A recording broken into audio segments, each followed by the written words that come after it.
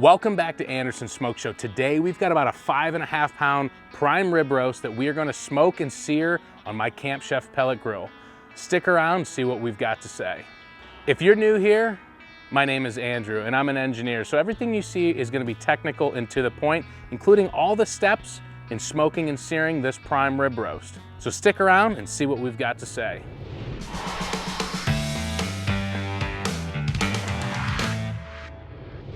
When it comes to prime rib, it can be frightening, to be honest with you, to go to the store and buy a $90 or $100 cut of meat, especially if it's the first time you've ever done one. But honestly, they're really easy, and all it takes is temperature management, monitoring the temperature, and just knowing how to season it and handle it. It's a lot easier than it may seem. So don't be frightened. I'm going to show you everything you need to know today, how to make a good prime rib. So first, get yourself a prime rib. Figure out what you need. I like to go about a pound and a half per person or so when I buy this. That way I know I've got enough. So this one is going to be very simple. Get yourself some kitchen twine, and that's what you use to tie it. A lot of times if you're at the butcher and request it, they'll tie it for you. And honestly, they're pretty good at it. But what you're looking to do is tie this nice and tight. If you look, the prime rib itself has a gap to fill, and even if you're tying the ribs back on, you still want a nice tight fit. So what I like to do is use, a little bit of force and get that nice and tight. And I'm going to run 2 bands around it, and I'm going to try and even it out a little bit. And I double up underneath this thing and tie it nice and tight.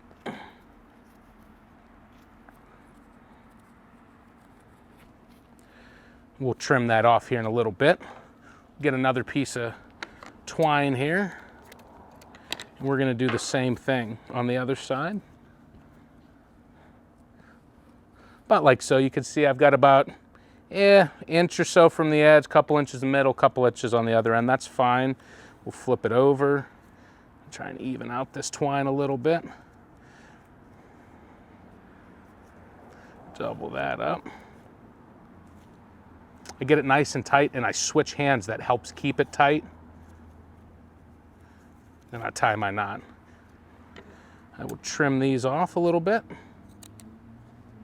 As you can see now, we've got it nice and tight. There's not much of a gap there. It's perfect for what we're about to do. When it comes to seasoning it, there's a couple things that I'm gonna do. And the first thing, I've got some rosemary. I got some fresh rosemary.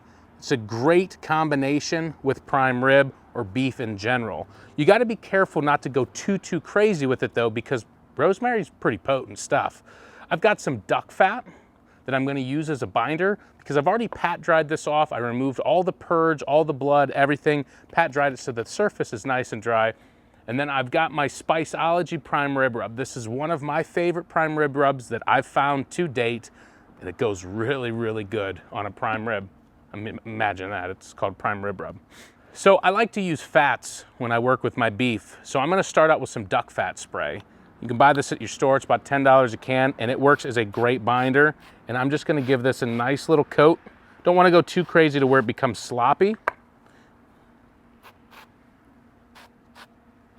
But just like so, we'll get all sides. I'm then gonna take my Spiceology prime rib rub, and I'm gonna put a nice, healthy coat of the prime rib rub. Now, if you make a mess on your cutting board, it's okay, because what I like to do is roll the prime rib in the seasoning afterwards, and it helps it stick. Also helps to take your hand sometimes and press it into the surface of the meat. And we're going to continue to work our way around this prime rib. Nice, healthy coat. And just like so. Almost makes like a crust, if you know what I mean. Then we're going to do the sides. Flip this over. I'm going to do the same thing here. I'll tell you what, that's a pretty good looking prime rib. Now what I'm going to do is I'm going to roll this in the seasoning. It's going to help get that to adhere to the surface, and it picks up a little bit of the leftovers that are there on the cutting board. Now you're probably wondering, well, what are you going to do with the rosemary? Well, I'm going to take a couple snips with my scissors here. shorten these up a little bit. What I'm going to do is I'm going to take the edge of my scissors and I'm going to carefully pull up on the string here, and I'm going to slip the rosemary underneath. I'm going to put a couple of them on here.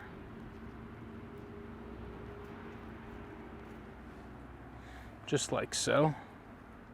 We've got the duck fat on as a binder, we've got it seasoned, we've got it tied tight, we've got rosemary on the surface. It's time to get it into the Camp Chef and get it started smoking. Now, one of the most important things when it comes to smoking on your grill, I like to use a wire rack with my food, especially with something like this where I'm going to rotate it at some point within the cook, or I'm going to be pulling it out. Wire racks make it so much easier to transport, and you don't have to worry about directly handling the food. So I've got this Camp Chef grill set to 225 degrees. We've got the prime rib ready to go. Let's get it in. And I've got 2 ambient air probes in here because I'm monitoring the temperature. I'm also going to get 2 probes into this here in just a moment because I want to monitor the internal temperature of this prime rib.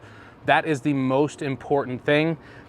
When it comes to monitoring temperatures, I'm going to be using 2 different types of thermometers today. The first one being my ThermoWorks Signals. This is a 4-probe temperature system. What I've got here, I've got my 2 ambient air probes. I'm monitoring to the left and to the right just to make sure the grill for some reason doesn't get carried away. And then I'm going to be using the other 2 ports to monitor the internal temperature along the way while we cook. Later on, I will be using my ThermoWorks 1 or ThermaPen 1, and that is what I'm going to use to instant read. I'm going to be checking this to make sure that's the most accurate way to do it. These are great to monitor the entire length of the cook, and the instant reads are good for right there at the last few minutes to make sure you're spot on accurate with what you want to do. When it comes to prime rib at 225 degrees, it's usually about 40 minutes a pound. Now, like I said, you want to monitor that temperature. I'm going to be pulling mine about the 110, 115 degrees, right in that window. I'm looking for a medium rare. You're saying, wait, medium rare is not 110, 115. That's when I'm going to pull it off, and I'm going to crank the temperature of the grill up, and we're going to sear it. And we're going to get a nice crust on the outside. Now today I am using my Camp Chef. I do have one of their thermal blankets on the grill. I'm using this because it helps in this cold temperature. I'm from Ohio, it is December, it's cold outside today. That's going to help the grill stay at 225 degrees throughout the length of this cook without as much effort from the controller and the fan and the pellets. So we're going to monitor this temperature. I'm going to get the probes in there. There's one other step that we're going to be doing with this prime rib between now and 110 and 115 degrees. Once I feel that the seasoning has set up on the surface, that might be an hour or so, I'm going to start basting it with unsalted butter. That butter is just going to help enhance the crust. It's going to enhance the flavor, and it's just going to make a much better prime rib. So I will show you that as we get to that point, but for now, go inside, relax, prepare your side dishes, whatever it may be, because we're just gonna sit here and smoke. We're sitting at about 103, 104 degrees. We've been basting this on a half-hour interval once we felt that the seasoning had set up. I had added some garlic and some rosemary to the butter in my little skillet in here, and we're gonna baste this thing up with this butter.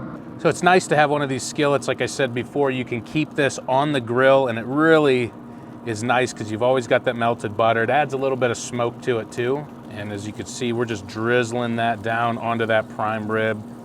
It's looking delicious. So this garlic and rosemary butter, just put a little bit in, probably equivalent to about a clove and, you know, probably a half a teaspoon of rosemary. It is fresh. I'll get this thing closed. We're gonna keep watching the temperature. We're looking for about 110 to 112 degrees. That's when we're gonna pull this thing out and get it ready to sear. We wanna make sure that we end up with a medium rare result. And as we get closer to the final product, I'll explain a little bit more about carryover temperature and things like that. But we'll take you through every step along the way.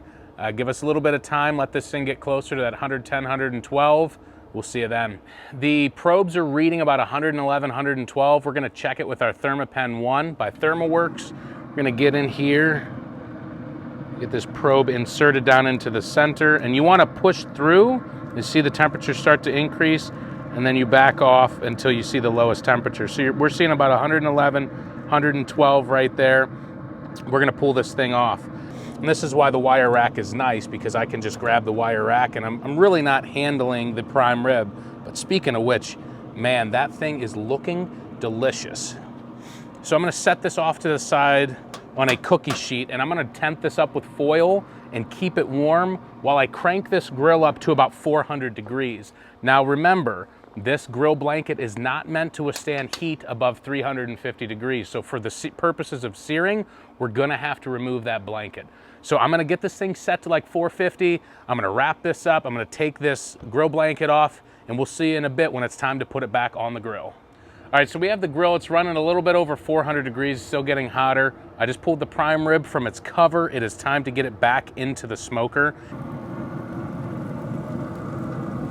I had pulled out the cast iron when we got the temperature going because I didn't want this butter to burn. I want to hit this one more time with some butter before we sear it here. I'm going to insert my probes again because we want this to be at about 125 degrees when we pull it. Now what I like to do is I like to look at my prime rib. I want to gauge the width of it and find about where the center is. Now I already had some probe holes in here, so I'm just going to push them right back in. It's going to give me a good center reading, and we're going to get this thing closed. We're looking for 125 degrees because what happens is that's a pretty thick piece of meat. We're gonna get carryover temperature. That means the surface of the meat itself is hotter than 125 degrees, but the center is 125. After we pull this out, we're gonna cover it. We're gonna stick it inside of my oven. The oven's not on, it's just gonna sit there in an ambient temperature.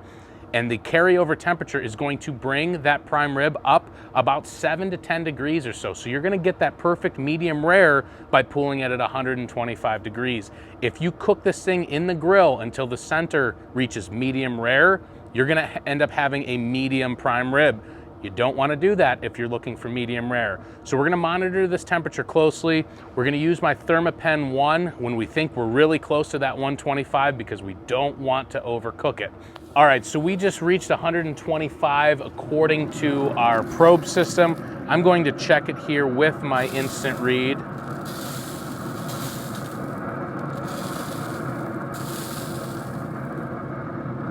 We're getting 126. It's time to pull this puppy off.